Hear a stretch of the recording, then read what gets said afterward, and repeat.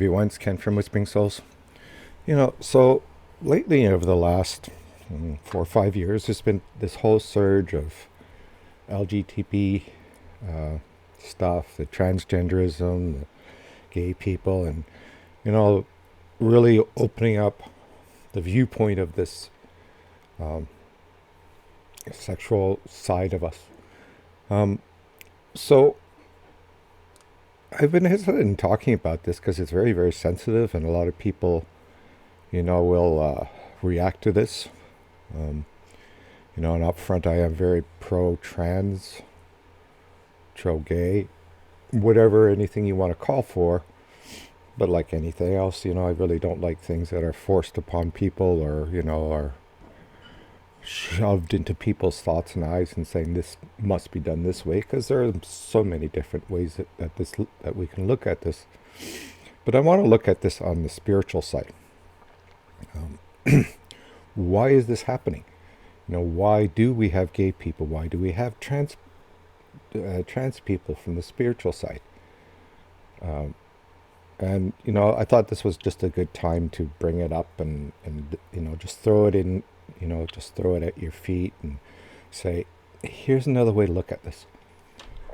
Especially when, there's a huge controversy going on about it right now. So I get this information from my spirit guide. It's actually part of a book I'm writing about all this. And one of the things that I wanted to bring up was, our sexual drives or our sexual preferences is not a physical thing. What's physical is the procreation desirement.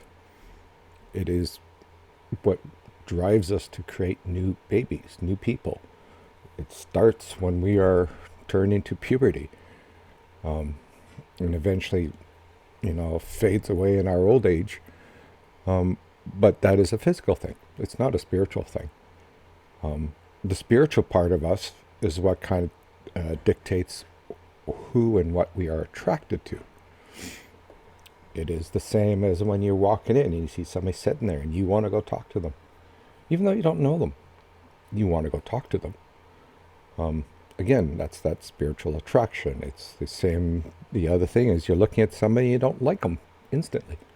Again, the spiritual side saying this one's going to hurt you. So, our whole sexual preferences and is all based on our spiritual spiritual experiences. And let me just explain this. If you've had 5 lives, or past lives, as in a female body and being in a female soul, you become very, very set as being a female. You think that way, you feel that way, and then all of a sudden your next life you're born into a male body. Well, you still have that set in your mind. I am a female. This is how I act. This is how I've always been. And so you're still attracted to males. And that's how, we get gay people. And it may even happen a bit before that, where we get the bisexuals and whatnot. I mean, there's so many different levels or differences in sexual preferences and all that kind of stuff. Not even going to get into that. So when you're born at the 5th past life or into this life, you're looking at guys and you still have the same preference or same desires. Even though you don't really even know where it came from, you still have that desire. Now, if you go even further than that, so if you've had 6, 7 past lives as a female, and then you're born into a male body, then all of a sudden you're confused. You're saying, wait a minute, why do I have this genitalia? Why am I in this body? And it creates a whole spiritual confusion.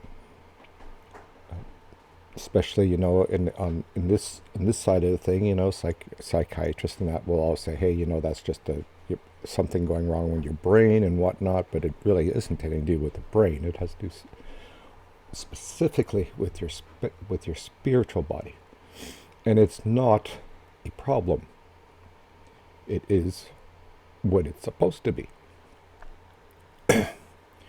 We all have lessons to learn in life, and part of them is sexual preferences. It's learning how to deal with it, how to move with it, how to, in a sense, enjoying it. And again, going with, living in the world, especially with this many people in the world, then we have to define ourselves. And that's a lot of happening with pronouns and whatnot. People in this world now want to be special. They want to be treated special. So, we tend to come up with things like pronouns or, non-binary or specific phrases that makes that person want to be different. But spiritually, they're all the same. Now, when it comes to genders, and everybody says there's, thousands of genders, they are referring to the spiritual world, even though they don't even understand that. And most of them don't understand it as being the spiritual world, and a lot of them don't even know what the spiritual world is, or how they are being made, or they are specifically talking about their physical bodies.